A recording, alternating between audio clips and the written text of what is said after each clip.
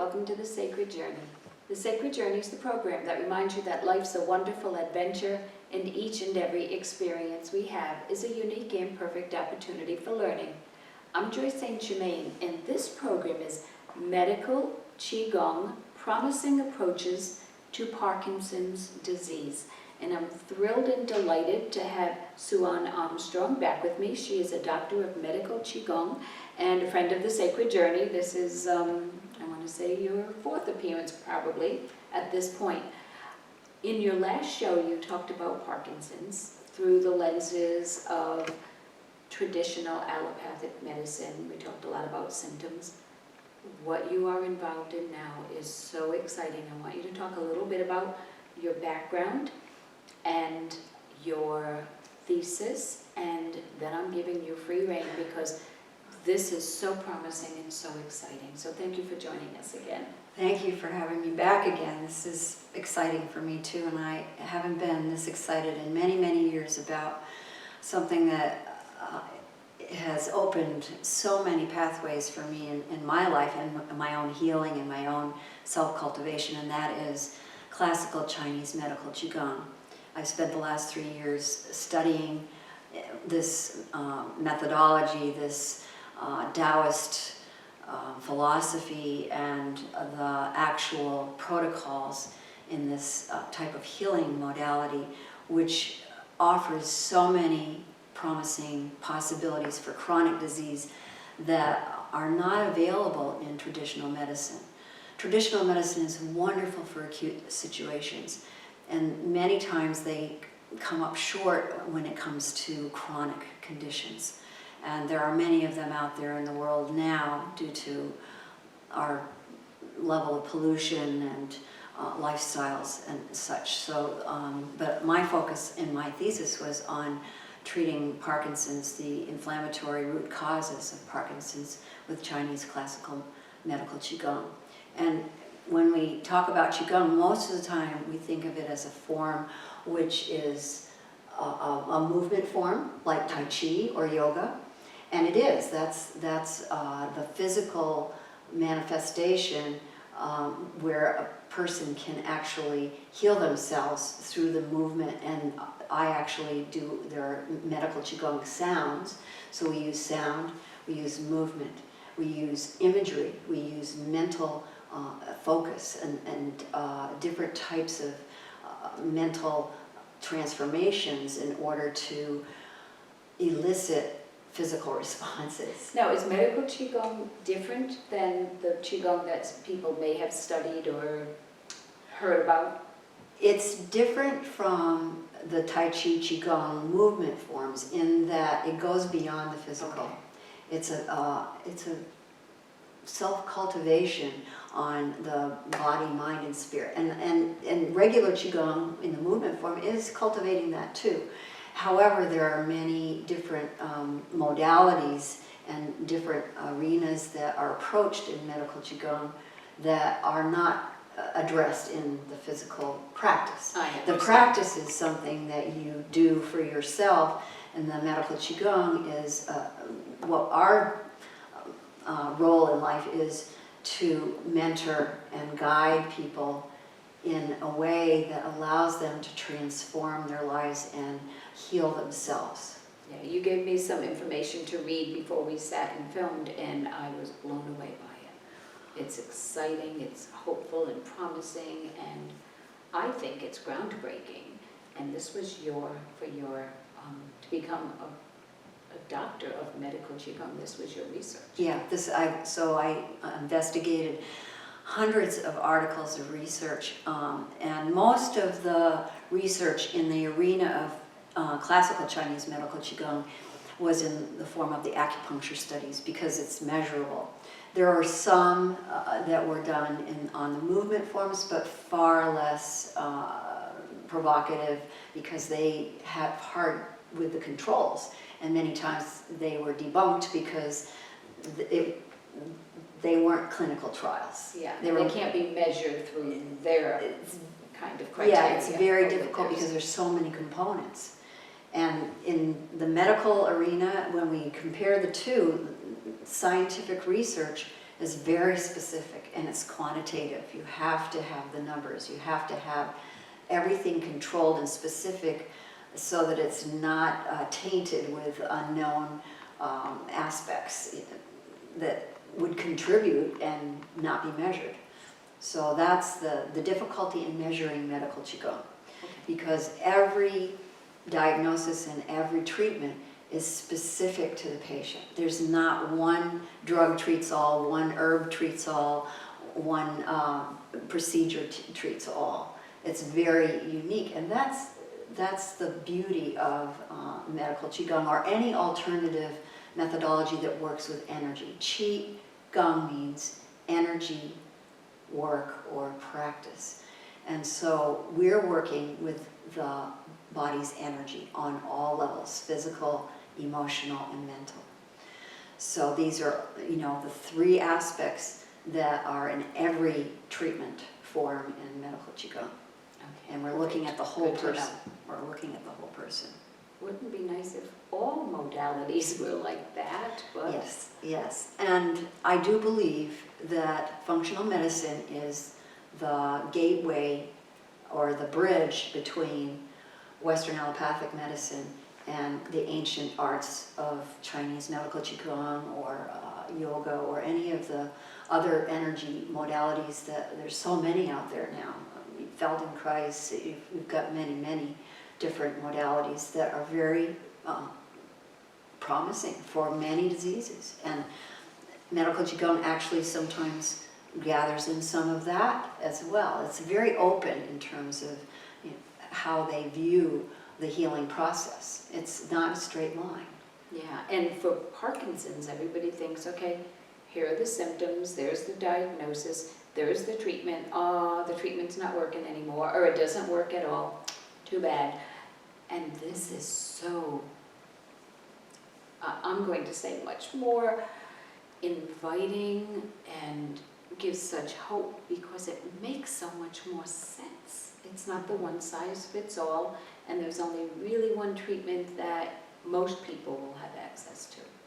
So I can't wait to hear a little bit This is more true. about this. There are maybe 5 categories of drugs that Western medicine treats Parkinson's with, and they all cause side effects, and over time their effectiveness decreases until there is no effect. And that's when the Parkinson's patient or client comes to something like medical Qigong, because they've said, this is all we can do for you. There's no place else for us to go. And so they come to the alternative medicine modalities to see what's possible. Sometimes as a last resort rather than as a first resort. And that's also unfortunate because most of the time they're in late stage Parkinson's disease, which means that even Chinese medical Qigong may not be able to totally reverse the symptoms. If it's what in the studies that I've viewed, reversal is possible in the first couple of stages. I mean, actual reversal where the symptoms are in what we would call in the medical world in remission. You could also call it, a cure. You could say it's cured. It's not. It's no longer there. It's no. And this is in the Taoist view of form and formless.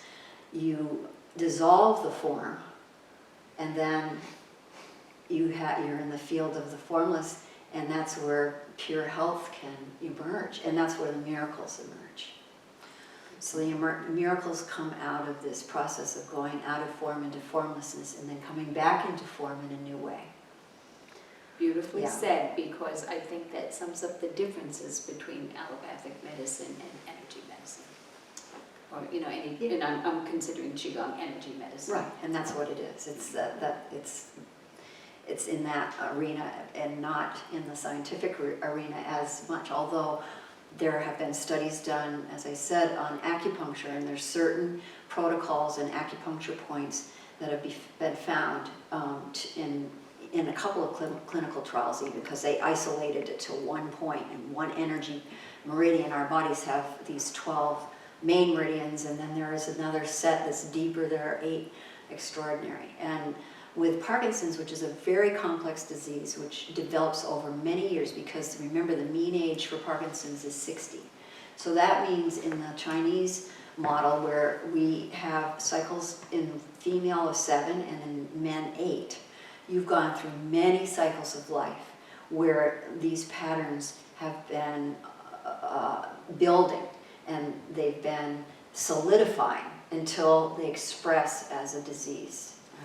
So if they can be discovered early on, and then you have a chance of totally unraveling the patterns. So I have 3 main causes that I proposed are at the root cause.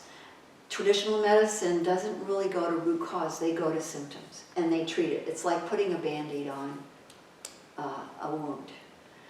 And the wound can heal, but the trauma of the wound doesn't necessarily heal. So there's more levels in that. Maybe even the memory or the thought process or the thoughts around the wound don't heal. So we're looking at all those 3 levels, not just the physical level. So stress on all 3 levels, physical, emotional, and mental, in all its forms. Imbalances, causing imbalances in the human energy system, and this leads to inflammation. And we know that inflammation is the root cause of almost all neurodegenerative diseases now. Say that again. Inflammation is the root cause of, I think, of all chronic neurodegenerative and other types of chronic diseases that we as a human population are facing now in high magnitude.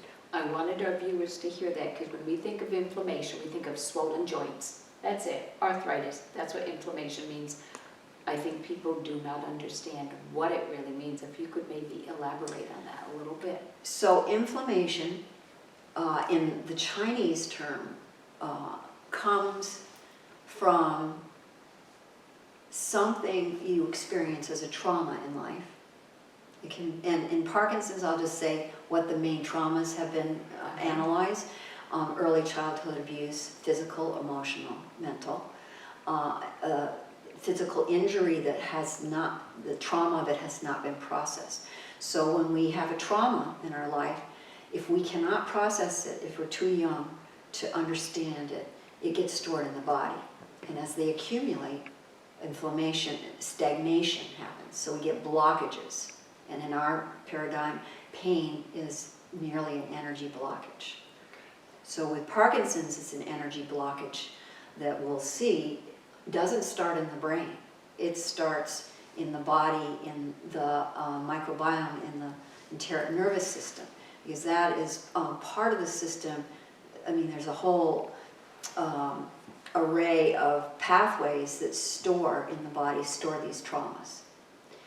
And if they don't eventually get handled and unraveled and looked at, they then cause disease in the body. That boggles the mind to think that childhood trauma or other trauma that hasn't been addressed and released can later on manifest as this or present as Parkinson's. That just, I mean, I feel like we need to just stop the show and just take that in.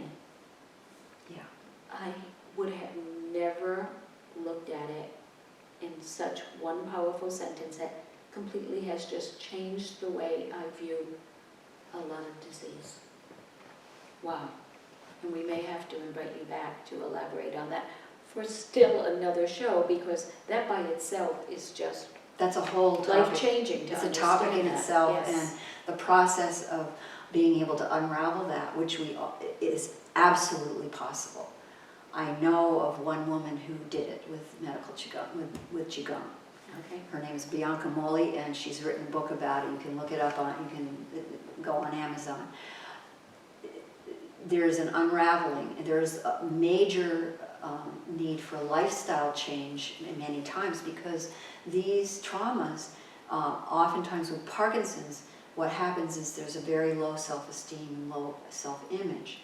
And so that in itself causes the person to have a narrower life experience, and it causes the system to stagnate in certain ways. And I'm just visualizing an energy field that's smaller rather than larger, Exactly. just on a visual level. Yes, and it inhibits the person's ability to manifest their destiny, manifest their blueprint that they come in with, which is very important in the medical QiGong.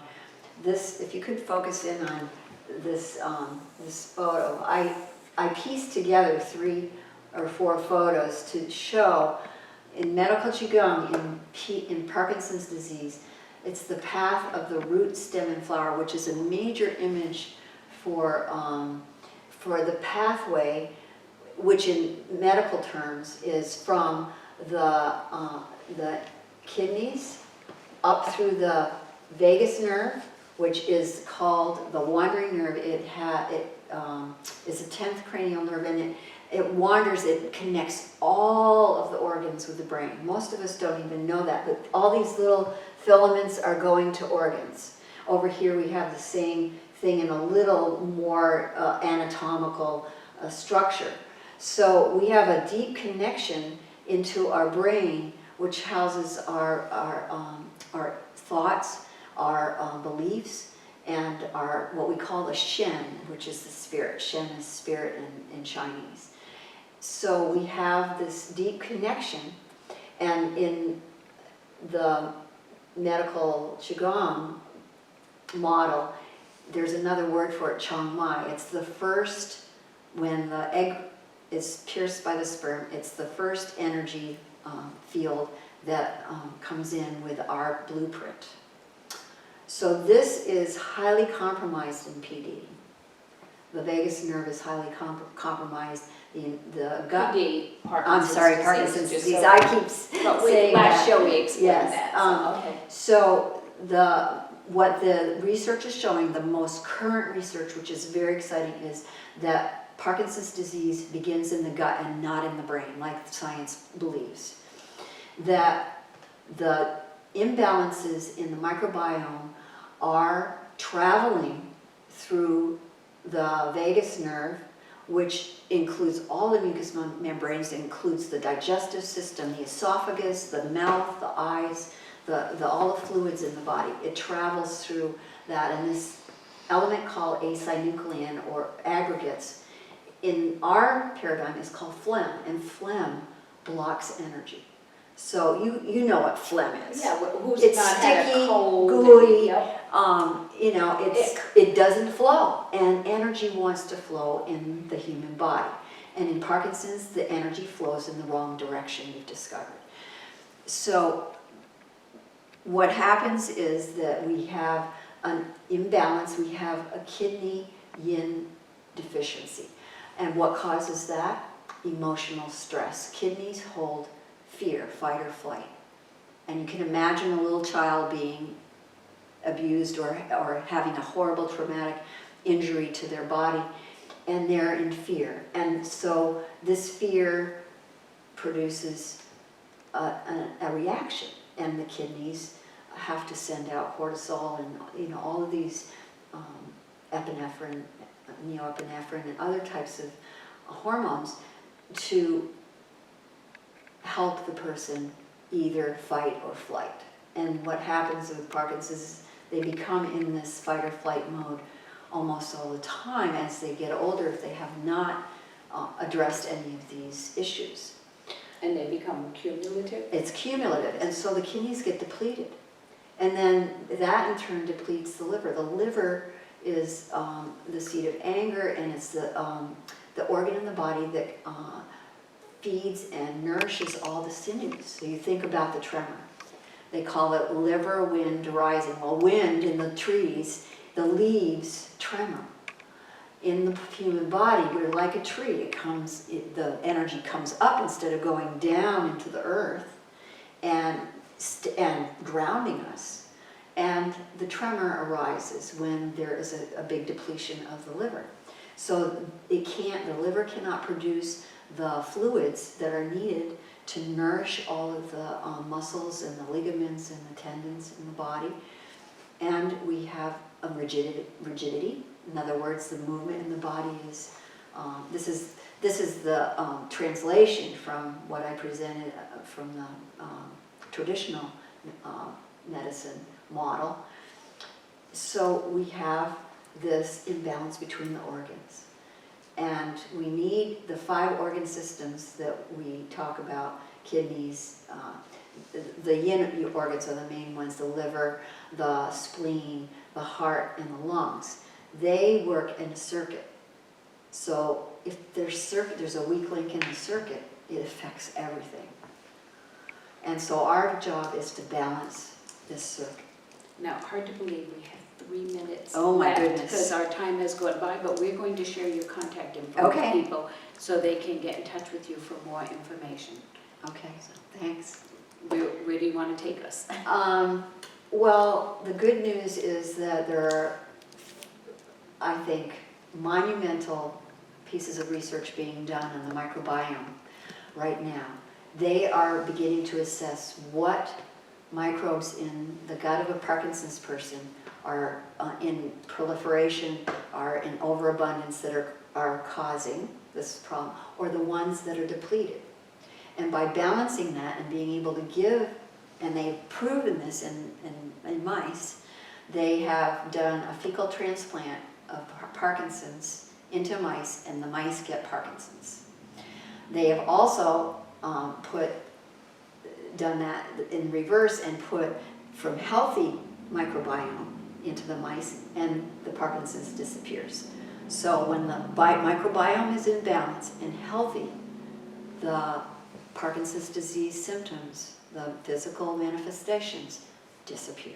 So do we need any more proof that food is medicine as one No. approach to this? And that's a whole other topic in medical QiGong. We have food as medicine, and we don't look at food the way traditional diets look at it. We look at it from the energetic standpoint.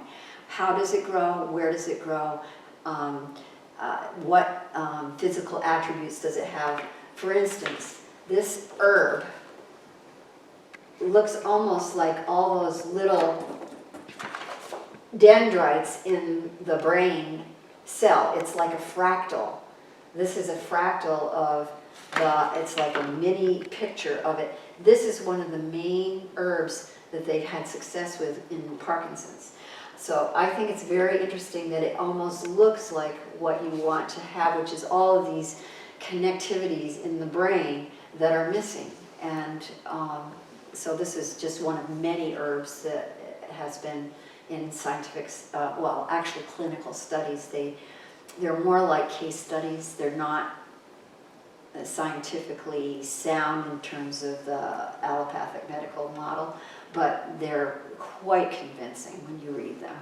Now, as you continue your practice and see more clients and have more cases and some more, I'll call it evidence, will you come back and share what's unfolding for you? Absolutely. That's my next step, is to do case studies in clinical, maybe a real bona fide clinical trial. I'm going to be meeting some people this coming weekend at the International Medical Tai Chi and Qigong Conference, and being able to speak with some people about the possibility of initiating something like that with a real group of, gathering a group of Parkinson's clients who want to be a part of this forward-reaching research that's going to bring about, I believe, a reversal of Parkinson's.